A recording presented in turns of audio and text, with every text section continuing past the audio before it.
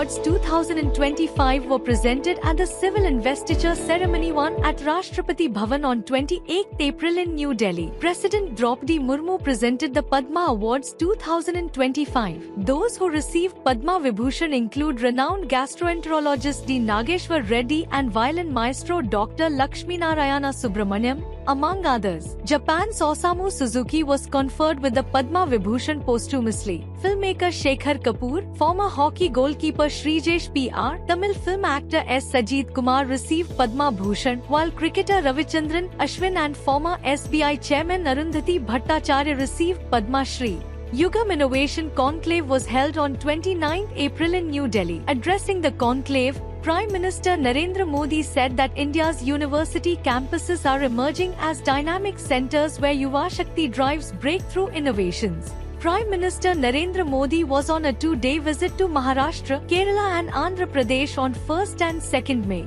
On 1st May, the Prime Minister inaugurated the World Audio Visual and Entertainment Summit 2025 at the Geo World Centre in Mumbai. Addressing the event, he said that Waves highlights India's creative strengths on a global platform. On 2nd May, Prime Minister Narendra Modi dedicated India's first semi-automated port Vizhinjam International Deepwater Multipurpose Seaport, worth 8,800 crore rupees to the nation in Thiruvananthapuram, Kerala. He also inaugurated and laid the foundation stone for key development projects worth 58,000 crore rupees in Amravati, Andhra Pradesh, emphasizing that over the past 10 years, India has focused extensively on physical, digital, and social infrastructure, and is now among the fastest modernizing infrastructure nations in the world. On 30th April, the Union Cabinet, chaired by Prime Minister Narendra Modi, approved a new highway from Meghalaya to Assam with a cost of 22,864 crore rupees.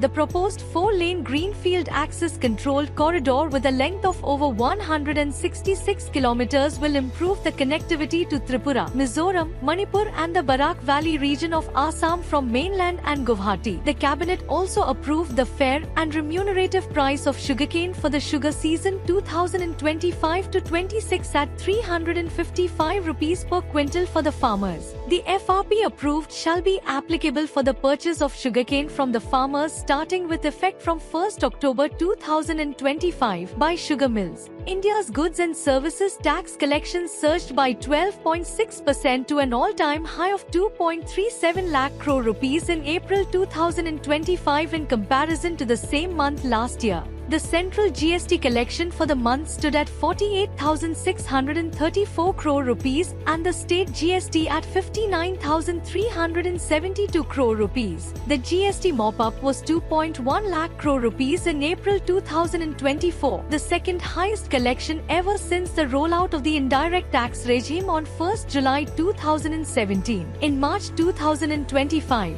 the collection was 1.96 lakh crore rupees. On 28 April, the governments of India and France signed an intergovernmental agreement for the procurement of 26 Rafale marine aircraft for the Indian Navy. It includes training, simulator, associated equipment, weapons and performance-based logistics. It also includes additional equipment for the existing Rafale fleet of the Indian Air Force. In line with the government's thrust on Atmanirbhar Bharat, the agreement includes transfer of technology for the integration of indigenous weapons in India. The deal is expected to generate thousands of jobs and revenue for a large number of MSMEs in setting up, production and running of these facilities.